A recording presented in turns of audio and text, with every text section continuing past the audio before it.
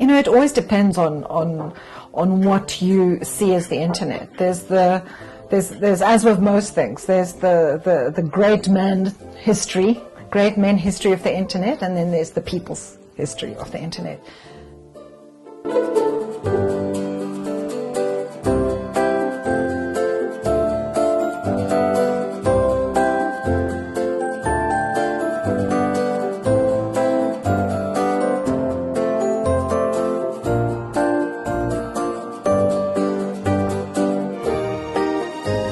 So I come very much from the sort of the people's history of the internet, and that is from an era in the 1980s when people around the world were building networks that weren't necessarily part of the internet. In fact, the internet as a public or publicly available network didn't exist in those days.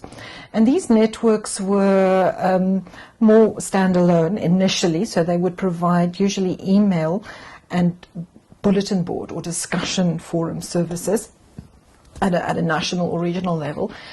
And this really started in South Africa. It started in the 1980s with WorkNet, which was established by Taffy Adler and others, at that time working in the Labour and Economic Research Centre. And it was established as a platform to help labour organisations and others that were involved in the anti-apartheid struggle at the time communicate more effectively at a time when communication was really quite hard in South Africa. And communication was hard for many reasons, but primarily because people's communications were being intercepted. So mail was being opened, telephones were being tapped. And Taffy, through his international labour solidarity work with a group in the UK called the Labour Informatics Centre, some group in Manchester, is that right? And got to know about unions around the world using this technology to communicate with one another. And came back to South Africa, established its very simple, very appropriate technology in that it's cheap. Anyone could set it up. All you needed was a computer and a phone line and set up this network. My personal involvement came through another global movement at the time, well, not global in a grand sense, but an international movement of people working on documentation for action. And this was through a group called Interdoc. And Interdoc was really present primarily in Brazil, Central America, the Philippines, South Africa. And, you know, the common thread there is that it was a group that brought together people that were involved in democracy struggles in different parts of the world. In South and Central America against dictatorships, in South Africa against the apartheid regime, in the Philippines against the dictatorship there. And there were people working in community-based resource centres mainly, which is what I was doing in those years as well at the South African Council of Churches. And in that work of trying to give activists and communities access to information, which they needed for their work, but they didn't have easy access to, we started working with databases and automated databases. So for me, the history of the internet in South Africa is actually also the history of the APC that I'm now part of, which is when the technological innovation came together with the information and communications activism. And that's really what happened with WorkNet. Taffy found out about me and the work that I was doing and invited me. And my work was really training human rights activists at that time in Southern and Eastern Africa to use email to communicate with one another and to communicate with people in South Africa. Invited me to be on the WorkNet board, and then that set together this sort of linkage. And FidoNet, WorkNet wasn't using FidoNet. Now, FidoNet, for those who don't know, it's a very cheap, low-cost, easy technology that uses store and forward systems. So it's like a network of post office. It's a little bit like the old-fashioned broken telephone.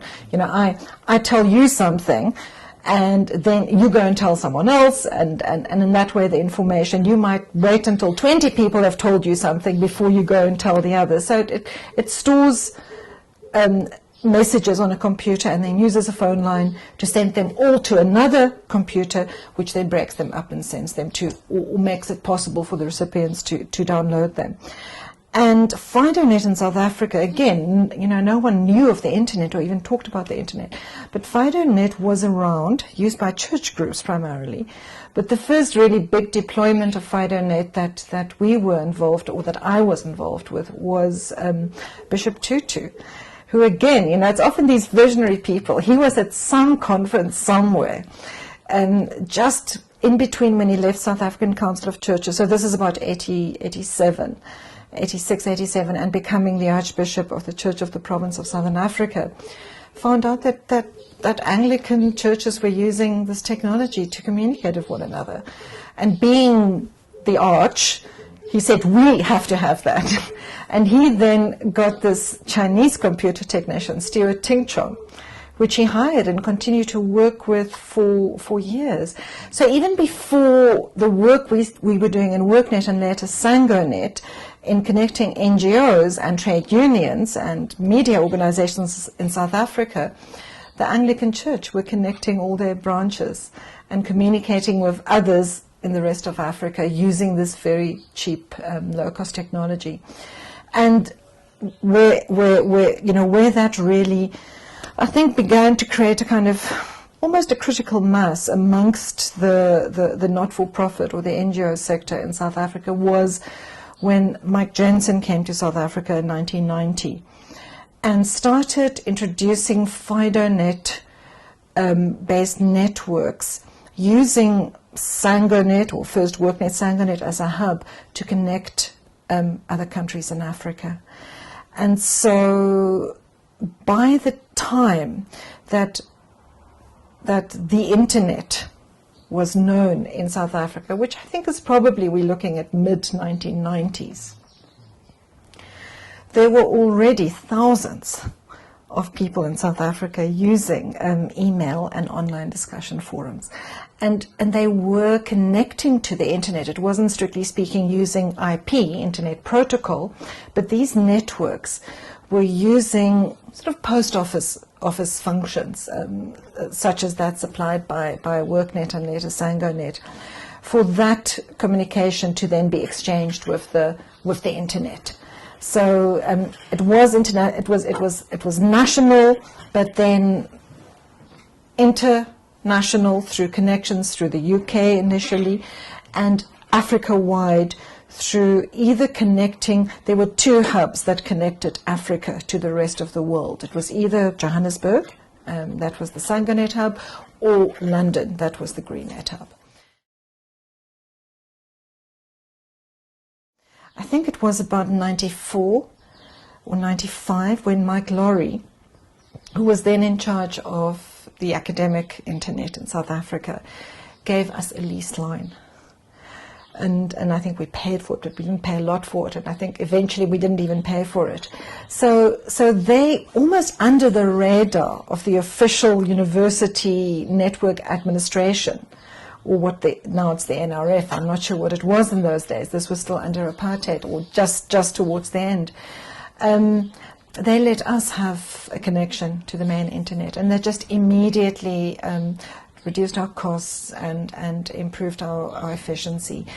They were always available to us for technical support, and if we wanted to increase our service offerings or upgrade our database facilities, introduce websites. We did actually, SangoNet did have the first content-rich website in South Africa, which we put up in '94. So it would have been one of the first, but it was definitely the first where you could download and search for and download information. WorkNet became SangoNet in 1992. Was always connected to the APC, actually, historically, in that when APC was founded in 1990 in the Netherlands by techies, mainly techies from Europe, Australia, and North America and South America. We were there, and Simon Scholl, who was then the WorkNet systems operator, was there. So at that point we felt we were too small to become a founding member, but we maintained a connection with them. And Mike Jensen was one of the founders of APC and who wrote APC's first software. So it's important to know that APC today is an international membership organization. It's also an NGO that does a lot of policy advocacy and capacity building. But in the 1990s, APC was working with network infrastructure because commercial internet network infrastructure wasn't available and the military and academic networks weren't open to ordinary people. So APC wrote software and provided services to connect all these budding local networks around the world. So we were always part of that. And then in 1993, we became an official member of APC, joined the APC's governing council. So I was then executive director at ZACR. So I had a relationship with APC. And I think to some extent maybe also an advantage, because when other APC members faced the impact of commercial internet. Now, some of them were huge service providers. They were completely self-sustaining, such as Alternex in Brazil, or Institute for Global Communications in the US, Greennet in the UK. They really struggled because they were losing their customers to cheaper, larger networks. America Online, for example, had a huge impact. But in South Africa, because we had already been we had a service mix where we did provide email, internet services, but we also worked on policy advocacy. It was the early 90s and the post-apartheid era, so a lot of policy formation. It was the era of policy formation.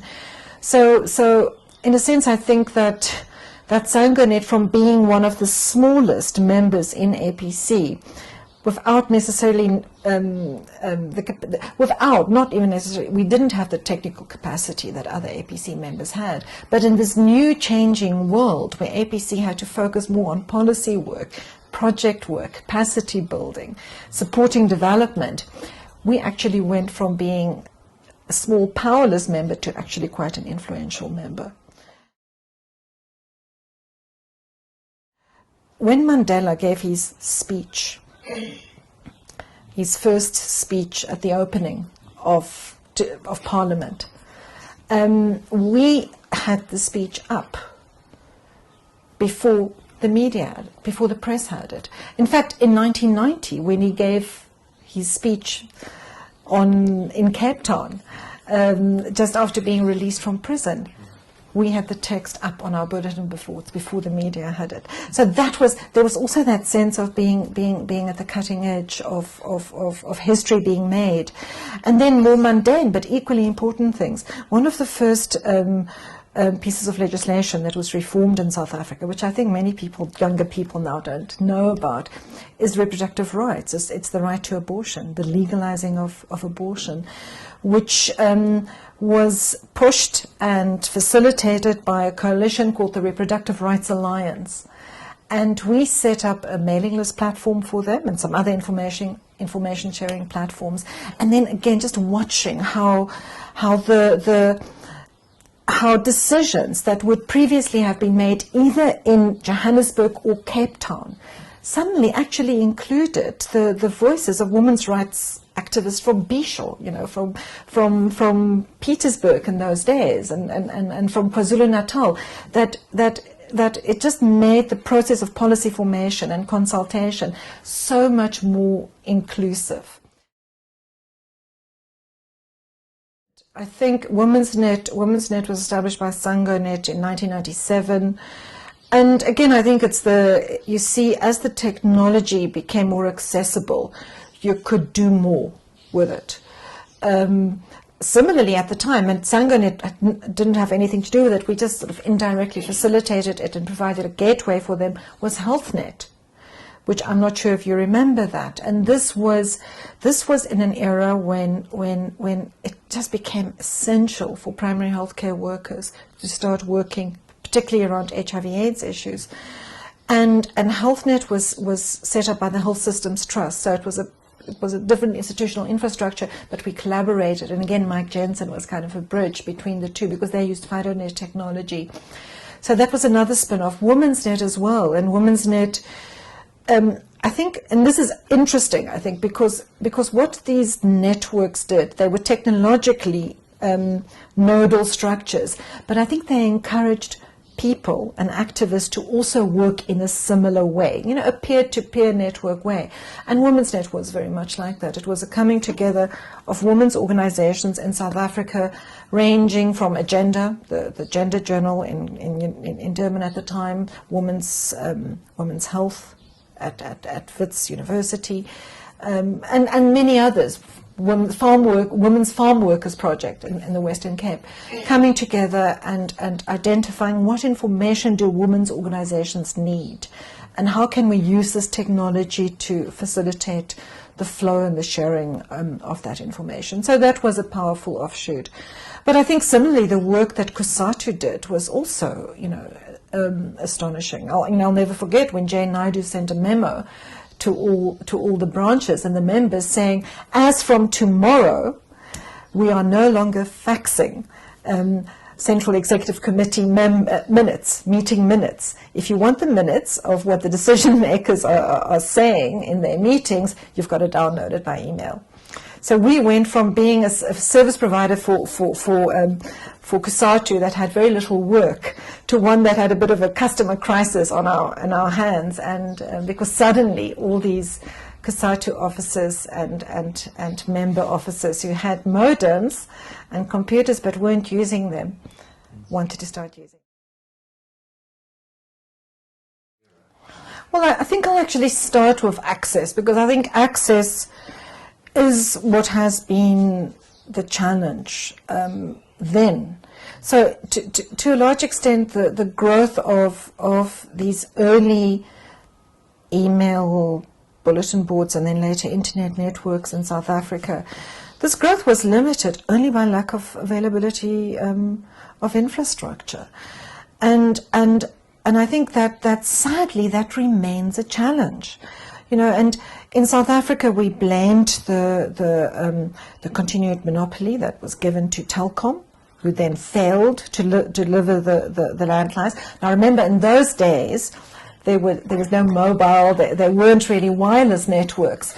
To connect to the pre-internet and then the mainline internet, you needed a phone line or a satellite connection, which is also other exciting stuff we did.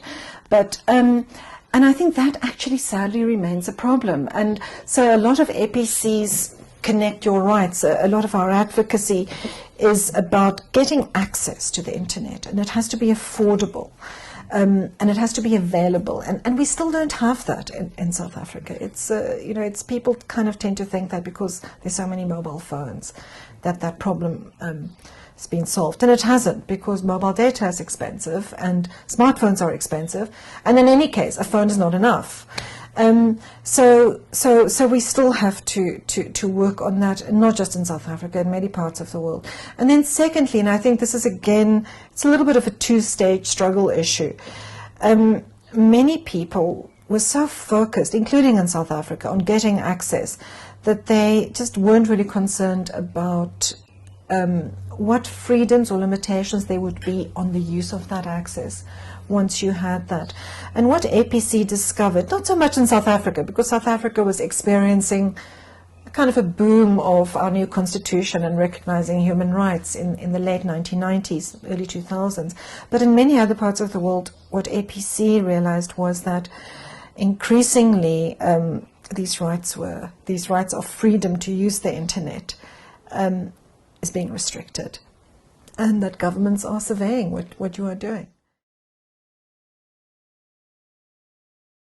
Differential access to the internet, I think, it's really linked to people's livelihood, their income levels, their level of access to resources. So internet is much more widely available now, but because we're a country with such huge social divides, so many people that are unemployed, even if they are going to buy airtime, and use mobile phones, even if they use the internet, and many of them do, they're going to be incredibly conservative about how they use it because it's so expensive.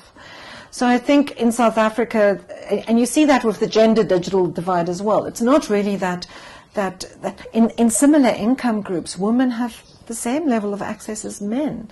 But in rural areas, you have a large concentration of women that are unemployed and that are really just struggling to keep them and their families going. So they are also going to be people that have least access to the internet. So I think that remains a major challenge. And I don't see, it's true that we're looking at the government questioning the internet often, and openness on the internet, and the freedom of the media. But I think that very basic thing of understanding that this is a tool that can really empower people, and it can help, it can enable local and central government to communicate more effectively it can give people access to education who don't easily have access to education. I think that is and I'm going back to quite a big picture level, but I don't think that South Africa has, and that government in South Africa have a vision of information and communications as something that's transformational, and that can be transformational in a good way. The Internet of Things, for example, this bizarre world that people are already experiencing elsewhere, where you drive home and your car communicates with your fridge, and your fridge tells your car that you've got no milk in the fridge, and then the car tells you, there's an OK one-stop shop or whatever it is around the corner. You need milk. Why don't you go and stop at the OK and buy your milk? That is around the corner.